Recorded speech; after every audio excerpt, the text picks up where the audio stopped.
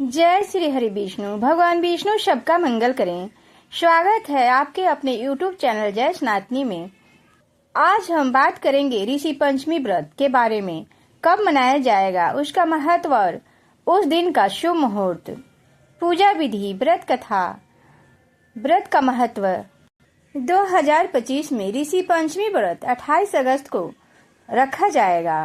इस दिन भक्त विशेष रूप से सप्तऋषियों वशिष्ठ, कश्यप, अत्रि, जमदग्नि, गौतम, विश्वामित्र और भारद्वाज की पूजा अर्चना करते हैं।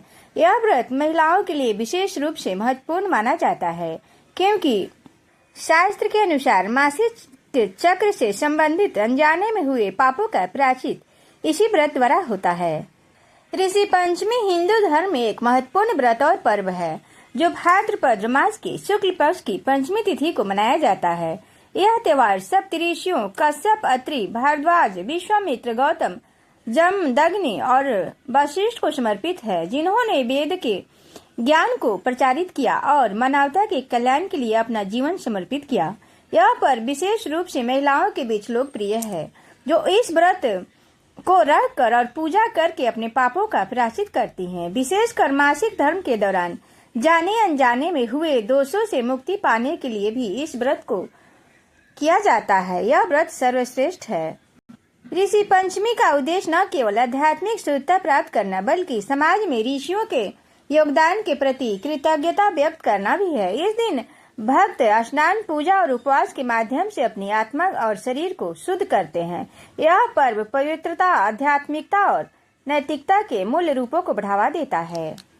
शास्त्रों में वर्णित है कि मासिक धर्म के समय स्त्रियों को कुछ विशेष नियमों का पालन करना चाहिए। यदि अनजाने में उन नियमों का उल्लंघन हो जाए तो उसे राजस्वला दोष माना जाता है। पद्म पुराण और स्कंद पुराण में स्पष्ट कहा गया है कि ऋषि पंचमी का व्रत करने से रजस्वला दोष नष्ट हो जाता है और स्त्री पुनः शुद्धता को प्राप्त करती है। स्त्रियों के लिए आत्मशुद्धि और पापों से मुक्ति का साधन माना जाता है। पद्म पुराण में यह कहा गया है कि ऋषि पंचम्याः प्रभावेन सर्व पाप प्रमुच्यते, अर्थात ऋषि पंचमी के व्रत और सभी पूजा के प्रभाव से मनुष्य के सभी पापों से मुक्ति हो जाता है। ऋषि पंचमी की तिथि और मुहूर्त।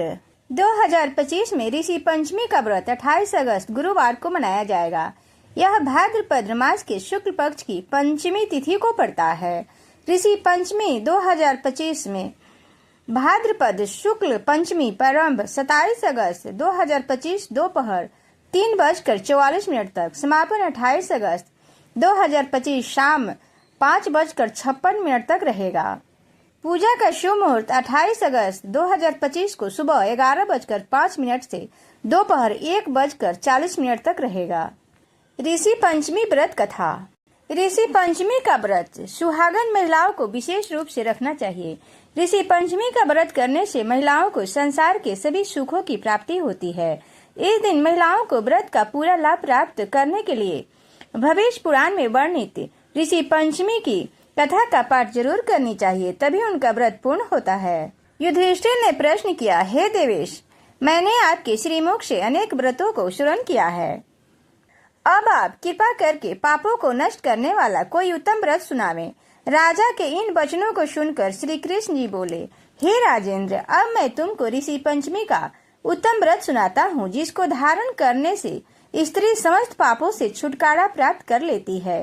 हे निर्नुतम, पूर्व समय में वृदासुर का वध करने के कारण इंद्रदेव ने उस पाप को 4 स्थानों में बांट दिया। पहला अग्नि की ज्वाला में, दूसरी नदियों के बरसाती जल में, तीसरा पर्वतों में और चौथा स्त्री के रज में।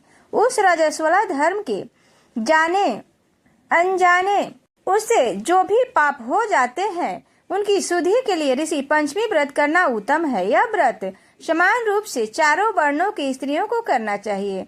इसी विषय में एक प्राचीन कथा का वर्णन करता हूँ। सतयुग में विदर्भ नगरी में अश्यंजित नामक राजा हुए। वो प्रजा का पुत्रवत पालन करते थे। उनके आचरण ऋषि के समान थे। उनके राज में समस्त वेदों का ज्ञाता, समस्त जीवों का उपकार करने वाला सुमित्र नामक एक कृषक ब्राह्मण निवास करता था। उनकी सती जयश्री पतिव्रता थी। ब्राह्मण के अनेक नौकर चाकर थे। एक वर्षा काल में जब वह साध्वी खेतों के कामों में लगी हुई थी, तब वह रजस्वला भी हो गई। हे राजन, उसे अपने रजस्वला होने का भास हो गया था, परंतु फिर भी वह गृहस्थ के कार्यों में लगी रही। कुछ समय के पश्चात दोनों स्त्री पुरुष अपनी अपनी आयु को भोग कर मृत्यु को प्राप्त हुए। जयश्री अपने ऋतु दोष के कारण कुतिया बनी और सुमित को रजस्वला स्त्री के संपर्क में रहने के कारण बैल की योनि प्राप्त हुई। क्योंकि ऋतु दोष के अतिरिक्त इन दोनों का और कोई अपराध नहीं था, इस कारण इन दोनों को अपने पूर्व जन्म का समस्त निवारण याद रहा। उन्हें अपने पूर्व जन्म में किए हुए सारे कर्म याद रहा। वे दोनों कुतिया और बैल के रूप में रहकर अपने पुत्र सुमित के यहाँ पलने लगे। सुमित धर्मात्मा था और अतिथियों का पुण्य सत्कार किया करता था। अपने पिता के श्राद्ध के दिन उसने अपने घर ब्राह्मण को जिमाने के लिए नाना प्रकार के भोजन बनवाए। उसकी स्त्री किसी काम से बाहर गई हुई थी। एक सर्प ने आकर रसोई के बर्तन में विष उड़ेल दिया। सुमित की माँ कुतिया के रूप में बैठी हुई थी, यह सब देख रही थी। अतः उसने अपने पुत्र को ब्रह्म हत्या के पाप से बचाने की इच्छा से उसने बर्तन को स्पर्श कर दिया। सुमित की पत्नी से कुतिया का यह कृत्य सहा न गया और उसने वह प्रतिदिन रसोई में जो जूठन आदि विशेष रहती थी उस कुतिया के सामने डाल दिया करती थी, किंतु उस दिन से क्रोध के कारण वह भी उसने नहीं दी। तब रात्रि के समय भूख से व्याकुल होकर वह कुतिया अपने पूर्व पति के पास आकर बोली, हे नाथ, आज मैं भूख से मरी जा रही हूँ। ऐसे तो रोज ही मेरा पुत्र खाने को देता था, मगर आज उसने कुछ नहीं दिया। मैंने सांप के विष वाले खीर के बर्तन को ब्रह्म हत्या के भय से छूकर भ्रष्ट कर दिया। इस कारण बहू ने मारा और खाने को भी नहीं दिया। तब बैल ने कहा, हे भद्रे, तेरे ही पापों के कारण मैं भी इस योनि में आ पड़ी हूँ और मैं भी उन पापों के कारण इस योनि में बैल बना हूँ। बोझा ढोते ढोते मेरी कमर टूट गई है। आज मैं दिन भर खेत जोतता रहा। मेरे पुत्र ने भी आज मुझे भोजन नहीं दिया और ऊपर से मारा भी खूब है। मुझे कष्ट देकर श्राद्ध को व्यर्थ ही किया है। अपने माता पिता की इन बातों को उनके पुत्र सुमित ने सुन लिया। उसी समय जाकर उनको भरपेट भोजन कराया और उनके दुख से दुखी होकर वन में जाकर उसने ऋषियों से पूछा, हे स्वामी, मेरे माता पिता किन कर्मों के कारण इस योनि को प्राप्त हुए हैं और किस प्रकार उससे छुटकारा पा सकते हैं। सुमित ने उन वचनों को श्रवण कर सर्वतपा नामक महर्षि दया करके बोले, पूर्व जन्म में तुम्हारी माता ने अपने उच्छृंखला स्वभाव के कारण रजस्वला होते हुए भी घर गृहस्थी की समस्त वस्तुओं को स्पर्श किया था और तुम्हारे पिता ने उसको स्पर्श किया था। इसी कारण वे कुतिया और बैल की योनि को प्राप्त हुए हैं। तुम उनकी मुक्ति के लिए ऋषि पंचमी का व्रत धारण करो। श्री कृष्ण जी बोले, हे राजन, महर्षि सर्वतपा के इन वचनों को सुन करके सुमित अपने घर लौट आया और इसी पंचमी का दिन आने पर अपनी स्त्री सहित उस व्रत को धारण किया और उसके पुण्य को अपने माता पिता को दे डाला। व्रत के प्रभाव से उनके माता पिता दोनों ही पशु योनि से मुक्त हो गए और स्वर्ग को चले गए। जो स्त्री इस व्रत को धारण करती है वह समस्त सुखों को पाती है। अगर यह वीडियो पसंद आए तो चैनल को सब्सक्राइब और वीडियो को लाइक शेयर अवश्य करें ताकि हम आगे भी इस तरह की वीडियो आप लोगों के लिए बनाते रहें। अब जान लेते हैं ऋषि पंचमी व्रत की पूजा विधि। प्रातः काल स्नान करके व्रत का संकल्प लें। सूर्योदय से पहले उठें और नदी या सरोवर या गंगाजल से मिलाकर घर पर ही स्नान करें। महिलाएं विशेष रूप से शरीर की शुद्धि हेतु उपटन या दातुन आदि का प्रयोग करें। इस दिन चिरचिटे की 108 दातुन से मुंह धोएं। आचमन कर ऋषि पंचमी व्रत का संकल्प लें। मैं सप्त ऋषियों की कृपा हेतु पंचमी व्रत कर रही हूँ या कर रहा हूँ। सप्त ऋषियों कश्यप, अत्रि, भारद्वाज, विश्वामित्र, गौतम, जमदग्नि, वशिष्ठ की मूर्तियां चित्र स्थापित करें। चंदन, अक्षत, धूप, दीप, पुष्प अर्पित करें। गंध, फल और नैवेद्य चढ़ाएं। अर्घ दें। सप्तऋषियों को अर्घ दें और व्रत कथा सुने। आरती दीप प्रज्वलित करें और आरती करें। ब्राह्मणों को भोजन कराएं और दक्षिणा दें। इस व्रत में के चावल का प्रयोग करें। ऋषि पंचमी के व्रत में साठे का चावल, जिसे मोरधन भी कहा जाता है, और दही खाना चाहिए। इस दिन दही और मोरधन खाना चाहिए। इस दिन हल से जुती हुई चीजें और साधारण नमक का सेवन नहीं करना चाहिए। इसके अतिरिक्त तामसिक भोजन जैसे लहसुन, प्याज और मसालेदार भोजन से परहेज करना चाहिए। दही का सेवन भी इस व्रत में किया जाता है। विशेष रूप से जो बिना जुताई के उगाए जा सकते हैं, उनका सेवन किया जाता है। दही, दूध, छाछ आदि का सेवन किया जा सकता है। जमीन के नीचे उगने वाले फल और सब्जियां, कंदमूल खाए जा सकते हैं। गेहूं, चावल, दाल और अनाज को जो हल से जोत कर उगाए जाते हैं, उन्हें नहीं खाने चाहिए। इस दिन तीने के चावल का खीर खाने का विधान है।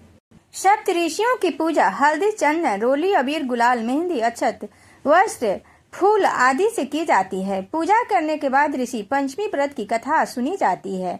इस कथा को सुनने का बहुत ही महत्व है। ऋषि पंचमी व्रत में साठी का चावल, जिसे मोरधन भी कहते हैं, और दही खाने जाने की परंपरा है। हल से जुते हुए अन्न, नमक इत्यादि व्रत में खाना मना है। पूजन के बाद कलश सामग्री को दान करें। ब्राह्मण भोजन के बाद स्वयं भोजन करें। सुबह से दोपहर तक उपवास रखें। भोजन बिल्कुल भी ना करें। पूजा स्थान को गोबर से लिपें। मिट्टी या तांबे के कलश में जौ भर कर चौकी पर स्थापित करें। पंचरत्न, फूल, गंध, अक्षत से पूजन कर व्रत का संकल्प लें। जो भी स्त्री पुरुष श्रद्धा भाव से इस व्रत का पालन करते हैं, वे पाप मुक्त होकर 7 पीढ़ियों तक के कुल को तार देते हैं। तो आइए हम सब मन, वचन और क्रम से शुद्ध होकर ऋषियों का स्मरण करें और उनके चरणों को प्रणाम करें। ओम सर्वे भवन्तु सुखिनः, सर्वे भवन्तु निरामयाः, सर्वे भद्राणि पश्यन्तु, मां किंचित दुख भाग भवेत्। ओम शांति शांति शांति। यदि आपको यह कथा व्रत विधि उपयोगी लगी हो तो श्रद्धा भाव से इसका पालन करें और दूसरों तक इसका महत्व पहुंचाएं। सभी को ऋषि पंचमी व्रत की हार्दिक शुभकामनाएं। तो भाइयों और बहनों, ऋषि पंचमी व्रत केवल एक उपवास नहीं, बल्कि हमारे ऋषियों के प्रति श्रद्धा और कृतज्ञता का प्रतीक है। इस दिन का पालन करने से 7 पीढ़ियों तक के पाप नष्ट होते हैं और जीवन में शुद्धता तथा पुण्य की वृद्धि होती है। आइए हम सब मिलकर ऋषियों को प्रणाम करें, उनके आदर्शों को अपने जीवन में धारण करें और समाज को धर्म के मार्ग पर चलने की प्रेरणा दें। सभी ऋषि पंचमी को हार्दिक शुभकामनाएं। ओम शांति शांति शांति।